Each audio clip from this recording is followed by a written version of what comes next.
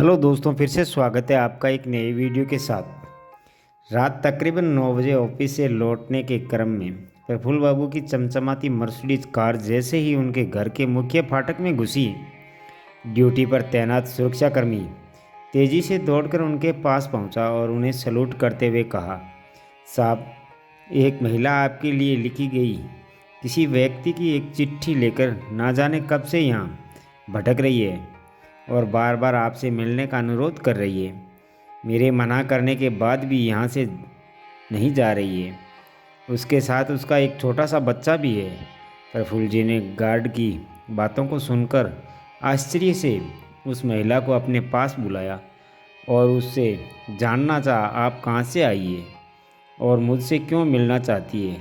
किसने मुझे ये चिट्ठी लिखी है? कंपाते हाथों से महिला ने बिना कुछ ज़्यादा बोले प्रफुल्ल जी को एक चिट्ठी पकड़ाई और फिर मंद आवाज़ में, साहब, मैं अभागन बड़ी भयानक मुसीबत में हूँ। तत्काल आपकी मदद चाहिए। आपके पिताजी ने मुझे ये चिट्ठी लिखकर आपके पास भेजा है। मेरा इकलौता बेटा बहुत बीमार है। इसे किसी भी तरह किसी सरकारी अस्पताल में भर्ती करवा दीजिए। आपका जीवन भर उपकार रहेगा। गांव में इसके इलाज की समुचित व्यवस्था नहीं होने के कारण मजबूरी में मैं आपके पास आई हूँ। चिट्ठी देते हुए महिला प्रफुल्ल जी के सामने अपने दोनों हाथ जोड़कर खड़ी हो गई। प्रफुल्ल जी ने उस चिट्ठी को ध्यान से पढ़ा और कुछ पल के बाद अत्यंत गंभीर व शांत हो गई। उसके बाद वे मैले कुचेली साड़ी पहनी कभी उस महिला की तरफ देखते तो कभी उस चिट्ठी की तरफ। देर तक गहरी चिंता में प्रफुल्ल बाबू निमग्न हो कुछ सोचते रहे। दरअसल उस चिट्ठी के साथ साथ वो महिला अपने गंभीर रूप से बीमार बच्चे को लेकर उनके पास इलाज हेतु मदद के लिए अपने गांव से शहर पहुंची थी। प्रफुल्ल जी ने उसी क्षण अपने सुरक्षाकर्मी को बुलाकर उस महिला और उसके बीमार बच्चे के लिए अपने आउट गेस्ट रूम में रहने का प्रबंध करवाया और फिर वह कुछ देर बाद दोनों के लिए भोजन की व्यवस्था की। महिला ने पुनः उनसे विनती करते हुए कहा, साहब, भगवान के लिए मेरी सहायता कीजिए। मेरे इकलौते बीमार बच्चे को किसी सरकारी अस्पताल में भर्ती करवा दीजिए, नहीं तो इसका बचना मुश्किल है। महिला बोलते बोलते उनके पैरों में गिर पड़ी। अरे माताजी, ऐसा मत कीजिए। आप मेरी माँ सम्मान हैं। आप चिंता मत कीजिए, सब ठीक हो जाएगा। प्रफुल्ल बाबू ने उसका धैर्य बढ़ाया। इतने में ही रात के सन्नाटे को चीरते हॉर्न बजाती हुई एक दूसरी गाड़ी तेजी से घर के अंदर घुसी और कुछ पल बाद ही एक डॉक्टर वहां उपस्थित हुए। आइए डॉक्टर साहब, यह बच्चा बीमार है, इसको ज़रा पूरी गंभीरता से देखकर इसका इलाज शुरू कीजिए, प्रफुल्ल जी ने कहा। डॉक्टर बाबू ने बिना कोई समय गंवाए लगभग 20 मिनट तक उस बच्चे का गहन निरीक्षण किया और फिर कुछ जांच करवाने के साथ साथ कुछ दवाइयों की पर्ची भी वहां खड़े प्रफुल्ल बाबू के हाथों में पकड़ा दी। यह कुछ दवाइयां और इंजेक्शन मेडिकल स्टोर से तत्काल मंगवा लीजिए, मरीज को अभी देने हैं, और मैं अपने साथ जांच के लिए इस बच्चे का रक्त नमूना लेकर जा रहा हूं। जांच की रिपोर्ट लेकर कल फिर आऊँगा, डॉक्टर ने प्रफुल्ल बाबू से कहा और फिर वहां से निकल गए।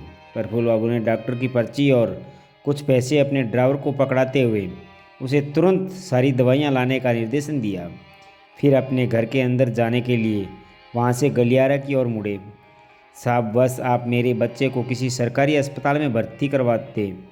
मैं गरीब कहाँ से इतने पैसे दे पाऊँगी? इतने इलाज में पैसे बहुत लगेंगे। मेरे पास तो रहने खाने तक के भी पैसे नहीं हैं। महिला गिड़गिड़ाई, माताजी, अब आप निश्चित रहें और जाकर आराम करें, रात बहुत हो चुकी है। इतना कहकर प्रफुल्ल बाबू वहाँ से निकल अपने घर के अंदर प्रवेश कर गए। सुबह डॉक्टर बाबू बच्चे की तमाम रिपोर्टों के साथ फिर आ गए और उसे 1-2 इंजेक्शन तथा कुछ दवाइयाँ दी। अपने ऑफिस जाने से ठीक पहले प्रफुल्ल बाबू ने भी बीमार बच्चे के साथ साथ उस महिला के लिए अच्छी तरह से खाने पीने की व्यवस्था कर दी और सबको उन दोनों का ध्यान रखने के लिए निर्देशन कर वहाँ से चले गए। डॉक्टर बाबू अब नियमित रूप से आकर उस बीमार बच्चे की जांच करते और साथ ही सही ढंग से उसकी चिकित्सा भी करते। लगभग 1 महीने बाद जब बच्चा पूरी तरह से स्वस्थ हो गया तो महिला प्रफुल्ल बाबू के सामने जाकर बोली, साहब मेरा बच्चा बिल्कुल ठीक हो गया है। हम अब वापस अपने गांव जाना चाहते हैं। अपने जो मेरे लिए किया उसके लिए मैं जीवन भर आपका और आपके पिता कृष्णकांत जी का उपकार कभी नहीं भूलूंगी। जब महिला अपने बच्चे के साथ वहाँ से विदा होने लगी तो प्रफुल्ल बाबू ने कुछ रुपयों के साथ दोनों को नए कपड़े और 2 जोड़ी नए चंपल उपहार स्वरूप दी। साथ ही उसे एक चिट्ठी भी देते हुए कहा कि इसे उन पिताजी को दे दीजिएगा जिन्होंने आपको यहाँ भेजा था। महिला हाथ जोड़कर कृतज्ञ का भाव प्रकट करते हुए उन्हें लगातार नित आशीर्वाद देते हुए वहाँ से चल पड़ी। ठीक दूसरे ही दिन अपने गांव पहुँची। कृष्णकांत जी को वहाँ चिट्ठी देते हुए महिला उनसे प्रफुल्ल जी की बहुत तारीफ करने लगी। बाबा आपका बेटा तो देवता है देवता, कितना ख्याल रखा हमारा। ऐसा बेटा किस्मत वाले को ही नसीब होता है। ऊपर वाला उन्हें और उनके समूचे परिवार को हमेशा सुखी रखे। कृष्णकांत जी उस चिट्ठी को पढ़कर ठगे से रह गए। उसमें लिखा था, परम आदरणीय बाबूजी, मैं आपको नहीं जानता और न ही कभी आपसे मिला हूँ, लेकिन अब आपका बेटा इस पते पर नहीं रहता।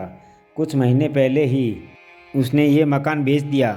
अब मैं यहाँ रहने लगा हूँ, पर मुझे भी आप अपना बेटा ही समझिए। बचपन से ही मुझे अपने पिता का सुख नहीं मिला।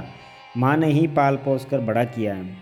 मैंने जब आपका पत्र पढ़ा तो मुझे ऐसा लगा कि जैसे मेरे सगे पिताजी ने कुछ करने के लिए आदेश दिया है। आप कृपया इन माताजी से कुछ मत कहिएगा। आपकी वजह से मुझे इन माताजी के द्वारा जितना आशीर्वाद और जितनी शुभकामनाएं मिली है, उसकी उपकार के लिए आपका आभारी है और ऋणी रहूँगा। सादर प्रणाम, आपका धर्मपुत्र प्रफुल्ल शर्मा। बेहद खामोश लम्हों के बाद कृष्णकांत जी का सिर कुछ सोचकर खुद ब खुद उस अनजान सजन व्यक्ति के सम्मान में झुक गया और उसकी आंखें तो नम थी।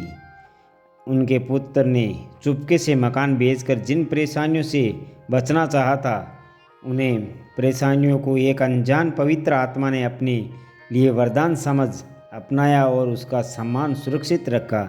धन्य है उसके संस्कार। तो दोस्तों, ये कहानी आपको कैसी लगी हमें कमेंट में बताइए और फिर मिलते हैं नए वीडियो के साथ। तब तक अपना ख्याल रखना, मुस्कुराते रहना। धन्यवाद।